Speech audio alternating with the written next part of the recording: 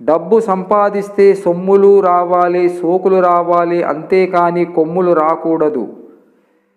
ఎదుటివారిలో చెడు లక్షణాలు వదిలిపెట్టి మంచి లక్షణాలు గ్రహించగలవాడు నిజమైన జ్ఞాని. నాలుకను అదుపులో పెట్టుకోవడమే నిజమైన యోగ సాధన.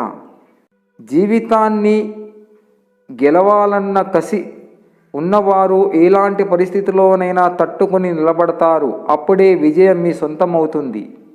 మనం గొప్ప గొప్ప పనులు చేయలేకపోవచ్చు, కానీ చేసే కొన్ని పనులు గొప్ప మనసుతో చేస్తే చాలు.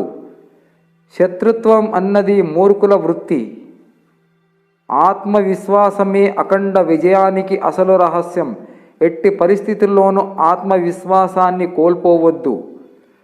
ఫలితాన్ని గురించి ఎంత శ్రద్ధ చూపిస్తారో ఆ ఫలితాన్ని పొందడానికి ఉపయోగించే పద్ధతుల విషయాలలో కూడా అంతే శ్రద్ధను పాటించాలి. విజయం పొందాలనుకున్న వారు ఎన్నడూ నిరాశ చెందరు. నిజం గడప దాటే లోపు అబద్ధం 1000 మైళ్ళు ప్రయాణిస్తుంది. అబద్ధం చేసిన ప్రయాణం నిజం గడప దాటిన మరుక్షణం శూన్యం అవుతుంది. జీవితం అనేది ఒక ప్రశ్న లాంటిది. ఎవరు సమాధానం చెప్పలేరు. చావు అనేది సమాధానం లాంటిది, కానీ ప్రశ్నించే ధైర్యం ఎవరికి ఉండదు. నీలో నువ్వు ప్రశాంతతను కలిగి ఉండకపోతే మరెక్కడ దానిని నువ్వు పొందలేవు. మంచి పనికి చెడ్డ రోజులు ఉండవు, చెడ్డ పనికి మంచి రోజులు ఏమీ చేయలేవు. పరిస్థితులు ఎంత దారుణంగానైనా ఉండని అవకాశాలను సృష్టించుకో. ప్రతి మనిషికి ఒక ఆశయం ఉండాలి. ఆశయము లేని మనిషి ప్రాణము లేని శరీరం లాంటివాడు. ప్రయత్నం చేసి ఓడిపో, ప్రయత్నం చేయడంలో మాత్రం ఓడిపోవద్దు. నీ గమ్యం ఎంత ఎత్తులో ఉన్నప్పటికీ దానిని చేరుకునే మార్గం మాత్రం నీ కాళ్ళ కింద నుండే మొదలవుతుంది. మంచివారు దూరం కావడం, చెడ్డవారు దగ్గర కావడమే దుఃఖానికి నిదర్శనం. విశ్వాసం అనేది కొద్దిపాటి గాలికి వాలిపోయేది కాదు. అది అచంచలమైనది, హిమాలయమంత స్థిరమైనది. నవ్వితే కనబడేది అందం, నవ్విస్తే కనబడేది ఆనందం. నవ్వుతూ నవ్విస్తూ 10 కాలాలు కలిసి నడిస్తే అదే అద్భుత అనుబంధం. ఎదుగుదల కాస్త నెమ్మదిగా ఉందని భయపడకండి. ఎదుగుదల లేకపోవడం కంటే అది ఎంతో మేలు. చదువు పాఠం నేర్పి పరీక్ష పెడుతుంది, కానీ జీవితం పరీక్ష పెట్టి పాఠం నేర్పిస్తుంది. పువ్వులు వికసిస్తూ చెబుతాయి, జీవితంలో ఒక్కరోజైనా గౌరవంగా జీవించమని. నిజాలు చెప్పి నిజాయితీగా ఉండేవాడి కన్నా అబద్ధములు చెప్పి బ్రతికేవాడే ఈ ప్రపంచం చాలా విలువనిస్తుంది. ఇది మన నేటి సమాజం. సుఖాల నుంచి బయటకు వచ్చేటప్పుడే నిజమైన జీవితం మొదలవుతుంది. మనసు నిండా కుళ్ళు పెట్టుకొని మంచిగా పైకి మాటలతో నటించడం బాగా అలవాటైంది ఈ రోజుల్లో మనుషులకి. ప్రతిదానిలో మంచి చూడటం నేర్చుకుంటే అంతా మంచి జరుగుతుంది. ఆలోచించకూడని వాటిని ఆలోచిస్తూ పోతే ఒక దశలో మన ఆలోచనల్ని మనమే భరించలేని స్థితి వస్తుంది. విలువలేని వ్యక్తుల పలకరింతలకు, కలవరింతలకు విలువ కట్టడం ప్రయత్నిస్తే ఆ తర్వాత మన జీవితమే విలువలేనిదిగా మారిపోతుంది.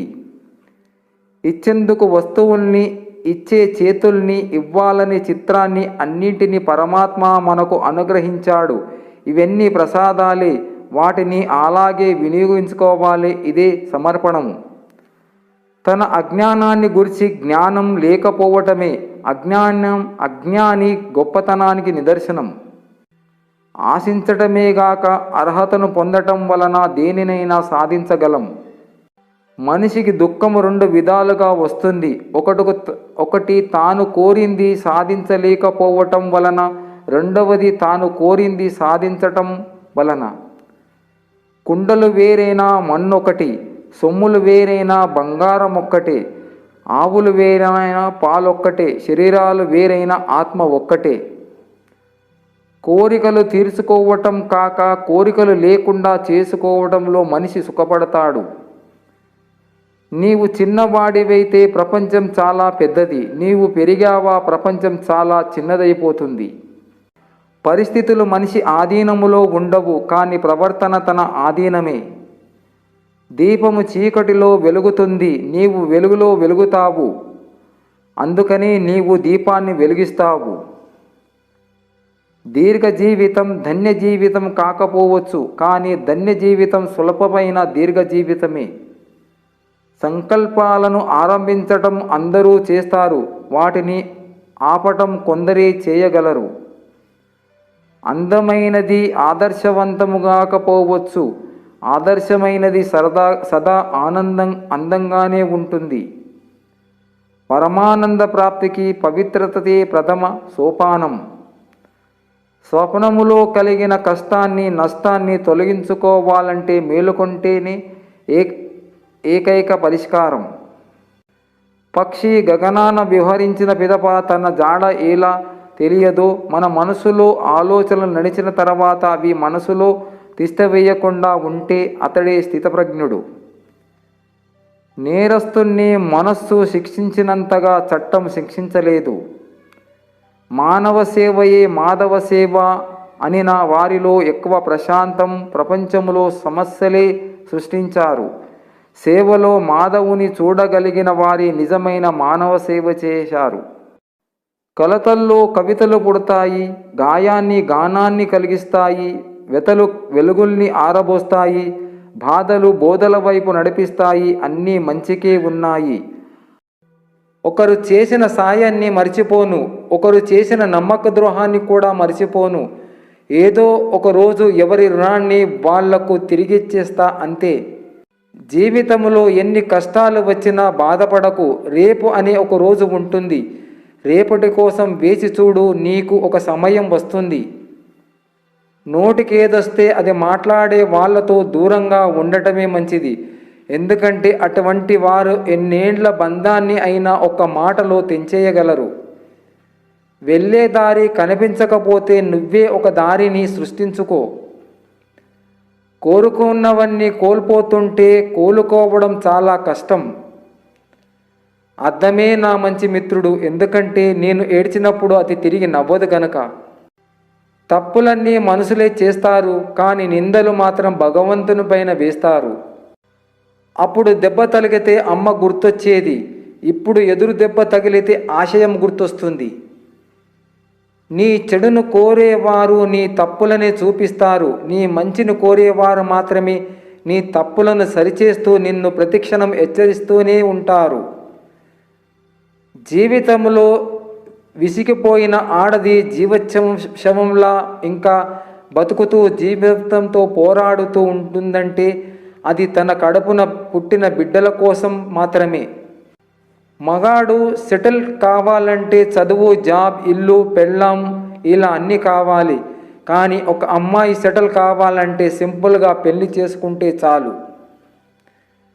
నువ్వు అందరికీ నచ్చడం లేదంటే నువ్వు ఇంకా పూర్తిగా నటించడం నేర్చుకోలేదు అని అర్థం.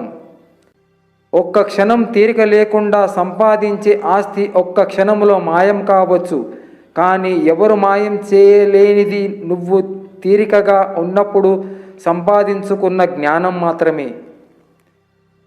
మన ఆలోచన మారితే మనకున్న అలవాట్లు మారుతుంది, మన అలవాట్లు మారితే మన జీవితం మారుతుంది. మన జీవితంలో జరిగే మంచి చెడు ఏదైనా మన ఆలోచన విధానం మీదే ఆధారపడి ఉంటుంది. ఓడిపోతామేమో అన్న భయం గెలుపుని దక్కనివ్వకుండా చేస్తుంది.